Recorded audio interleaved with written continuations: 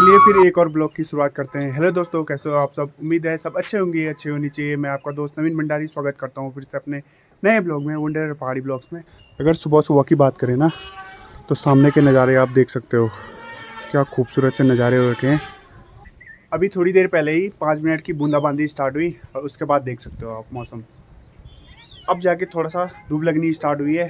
और आप लोगों को तो पता ही है, पहाड़ों के मौसम का पता नहीं रहता यार कि कब धूप लगे कब बारिश हो जाए। बरसात के टाइम पे यही होता है। और आप लोगों ने जैसे कल वाले ब्लॉग में देखा था कि पोखरी में आजकल शिव महापुराण का आयोजन किया जा रहा है। अभी जो है हमारी तैयारी है नाश्ता नुश्ता बनाने की। नाश्ता बनाते हैं, उसके बाद निकलते हैं। आजकल उत्तराखंड में पता नहीं क्या क्या हो रहा है यार। अभी कुछ टाइम पहले ना चमोली में करंट लगने से 15 लोगों की मौत हुई है। और बड़े दुख की बात है यार कि हमारे उत्तराखंड में ऐसी ऐसी चीज़ें हो रही है। और कुछ टाइम पहले ही हिमाचल में भी इतने सारे हादसे हुए हैं, तो क्या ही बोलना है यार। तो चलिए फिर चलते हैं जहाँ पे शिव महापुराण की कथा हो रही है। प्रभु, यदि आप मेरे ऊपर संतुष्ट हैं तो मेरी बहन लक्ष्मी के साथ मेरे घर में आप क्या करो, निवास करो। इधर जब देवताओं ने देखा कि अब उनके पक्ष में तो कोई है नहीं, भगवान तो जलंधर के यहाँ परिवार भर चले गए। तो भगवान सारे देवता के पास आए। देवताओं ने भगवान की स्तुति की। शंकर भगवान ने नारद जी को भेजा। नारद जी जलंधर के पास गए और उन्होंने जलंधर से माता पार्वती के सौंदर्य की चर्चा कर दी। किसने की? नारद जी ने। जलंधर के पास आए। जलंधर, निसंदेह तुम त्रिलोकी में निसंदेह तुम त्रिलोकी के पति। मैं तुम्हारे पास उत्तेश्रवा नाम का घोड़ा है, कल्प वृक्ष है। त्रिलोकी तुम्हारे घर में है, कल्प वृक्ष है, कुबेर के निधि हैं, किंतु तुम्हारे घर में श्रेष्ठ क्या है?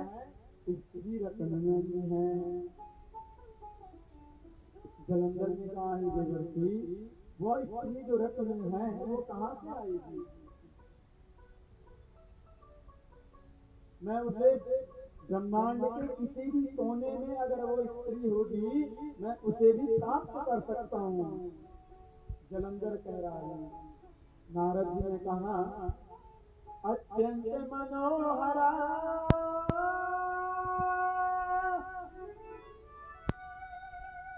सर्व समृद्धवान कैलाशवासी। वह स्त्री और कोई नहीं हो सकती है, वह भगवान शिव की प्रिया श्री पार्वती है। जलंधर जी को नारद जी कहते हैं, वो और कोई नहीं हो सकती है। नारद जी की बात को सुनकर जलंधर ने अपने दूत राहु को भगवान शिव के पास भेज दिया। राहु बोला, हे भोलेनाथ, मैं त्रिलोकी के अधिपति जलंधर का दूत हूँ। तुम्हारी पत्नी स्त्री क्या है? रत्न है। मेरे स्वामी जो हैं उसे क्या करना चाहते हैं? प्राप्त करना चाहते हैं। दैत्यों का वध करते थे, उन्हें शुक्राचार्य जी मृत संजीवनी जो मंत्र है, ओम ओम भूम ओम भूर्भुवः स्वः त्र्यंबकं यजामहे सुगंधिं पुष्टिवर्धनम् उर्वारुकमिव बन्धनात् सर्वक्षयमामृताम् ओम स्वः भुवः भुवः स्वः ओम ओम। इस मंत्र से उन्हें क्या कर देते थे? जीवित कर देते थे।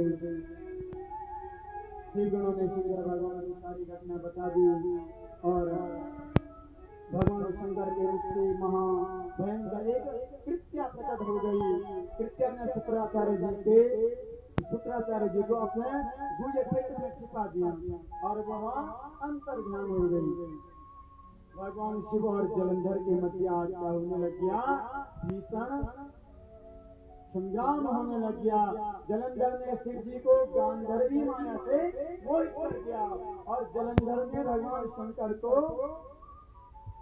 गांधर्वी माया से मोहित किया और शिव जी का वेश बना करके जलंधर माता पार्वती के वेश में आ गया। जैसे ही जलंधर ने माता पार्वती को देखा, उसी समय वो संयम रहित हो गया। माता पार्वती तुरंत वहां पर क्या हो गई, अंतर ध्यान हो गई। तब माता पार्वती ने भगवान विष्णु का क्या किया, ध्यान किया। उसी समय भगवान विष्णु माता पार्वती के सन्मुख प्रकट हो गए। पार्वती जी कहते हैं कि हे प्रभु, आज जलंधर का उपाय स्वयं बता दिया है, इसलिए आप क्या करो, उसकी स्त्री का पातिव्रत जो धर्म है उसको क्या करो, भंग करो। जलंधर की मृत्यु होना क्या है, असंभव है। भगवान नारायण जलंधर के पुरी में आए और हरि की माया, भगवान की माया उनकी भार्या लक्ष्मी नहीं जान सकती है, तो हम लोग और आप लोग क्या जान सकेंगे। तो हरि की माया के कारण जलंधर की जो पत्नी वृंदा थी, वृंदा ने उसी समय भगवान शंकर के भूमध्य भाग से वज्र के समान शब्द करता हुआ एक पुरुष क्या हो गया, प्रकट हो गया। और उसके नेत्रों से अग्नि निकल रही थी। वह राहु को खाने के लिए आज दौड़ पड़ा। राहु शंकर भगवान की शरण में आ गया और राहु भगवान शंकर की शरण में आ गया।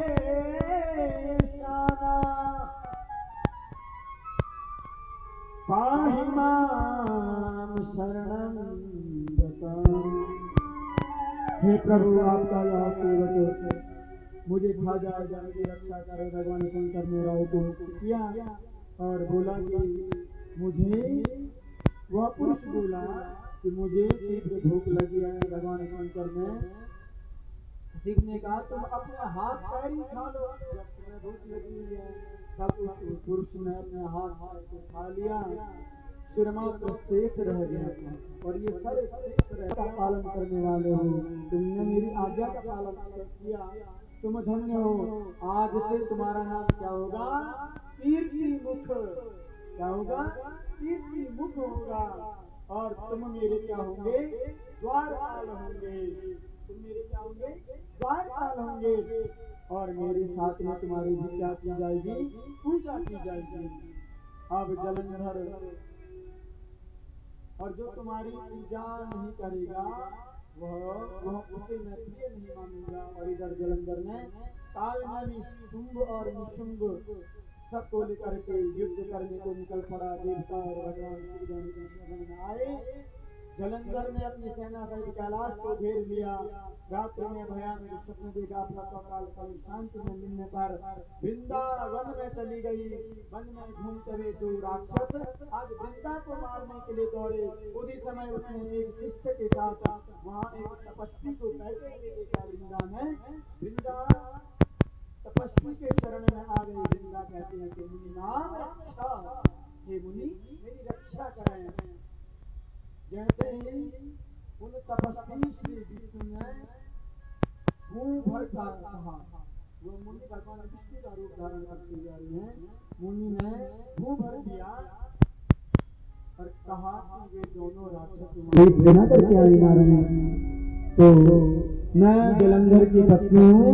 क्या आप जो मेरे स्वामी हैं, जो इस समय महादेव के साथ में युद्ध करने के लिए कह रही। वृंदा अपने पति के सिर और धड़ को देख करके मूर्छित हो गई कि शंकर से युद्ध हो रहा है। तो माया हुई तो मूर्छित हो गई, विलाप करने लगी। वृंदा कहते कि हे मुनि, आप मेरे पति को जीवित कर दीजिए, आप मेरे पति को जीवित कर दीजिए। तपस्वी कहते हैं कि हे देवी, यह युद्ध में मरा है। यह क्या हुआ है, युद्ध में मारा गया है। भगवान शंकर से युद्ध कर रहा था, युद्ध में मरा हुआ है।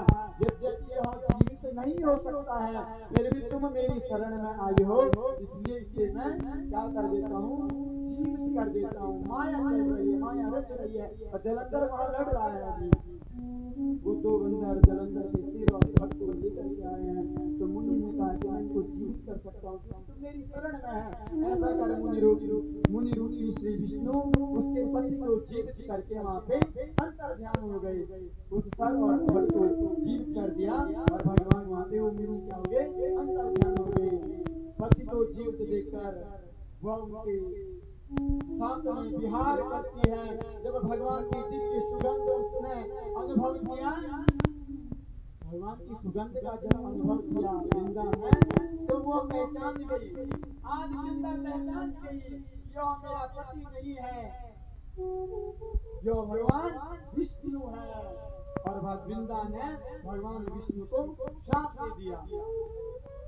यो त्वया माया, यो त्वया माययाख्यातो स्वकीयो दर्शितो मम तावेवा राक्षसो भूत्वा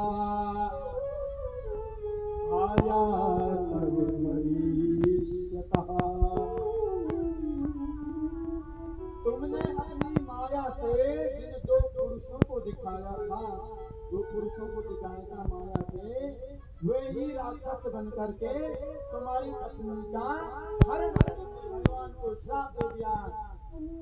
तुम पत्नी के दुख में बन बन भटकोगे, तुम पत्नी के विरह में बन बन भटकोगे।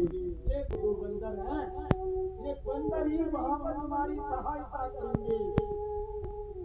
और जो यह शेष नाग है, जो तुम्हारा शिष्य बनकर, शेष नाग जो है तुम्हारा शिष्य बना था, जो भी तुम्हारे साथ में भ्रमण करेगा, ऐसा कहकर देवी वृंदा अपने पति का ध्यान करके अग्नि में प्रविष्ट हो गई। भगवान विष्णु को वृंदा पर इतना प्रेम आया कि श्री हरि अपने भक्त वृंदा की जो भस्म थी उसमें लोट होने लग गई। इधर दैत्यराज जलंधर का भगवान शंकर सिर काट दिया, जलंधर का तेज भगवान के शिव में प्रविष्ट हुआ।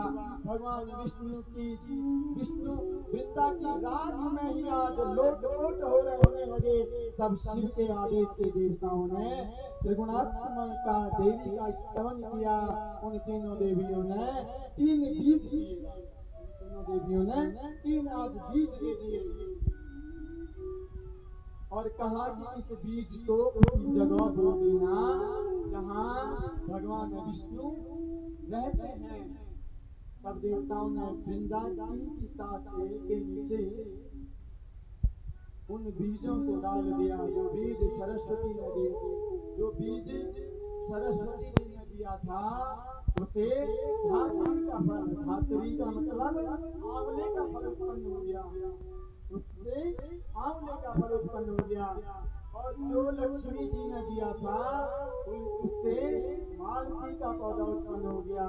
और जो पार्वती जी ने दिया था उससे तुलसी जी। मालती लक्ष्मी जी से ईर्ष्या करने के कारण गरीब नाम से पृथ्वी पर विख्यात हुई। और धात्री तथा तुलसी भगवान विष्णु के लिए सदा क्या हो गई, प्रिय हो गई। भगवान विष्णु दोनों को लेकर क्या हो गई, वैकुंठ को चले गए। और कार्तिक के महीने में आंवला और तुलसी सभी देवताओं के लिए क्या होती है, प्रिय होती है। आंवला एकादशी आती है कार्तिक के महीने में और उस समय विशेष करके नारायण को तुलसी क्या होती है, प्रिय होती है।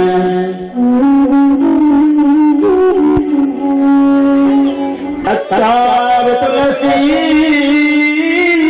धन्या श्रेष्ठा महामुनि प्रत्या गणेशं सर्वेषां पिता सर्वकामदा।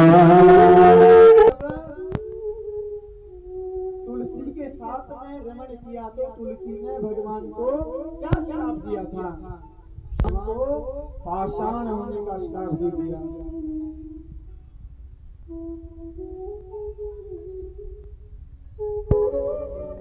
तुलसी जी ने भगवान को पाषाण होने का श्राप दिया। किशन कुमार कहते हैं कि तुलसी ने भगवान को उदासन नहीं का जब श्राप दिया तो उसी समय इसमें भगवान प्रकट हो गए और उन्होंने कहा कि तुलसी तुमने पूर्व समय में तपस्या की थी उसी के परिणाम स्वरूप ये महान विष्णु क्या है तुम्हें प्राप्त हुए हैं। अब तुम इस शरीर को त्याग करके दिव्य रूप धारण कर भगवान विष्णु के साथ में तुम्हारी द्वारा छोड़ी गई हमारा गंडकी नदी के नाम से क्या होगी विख्यात होगी।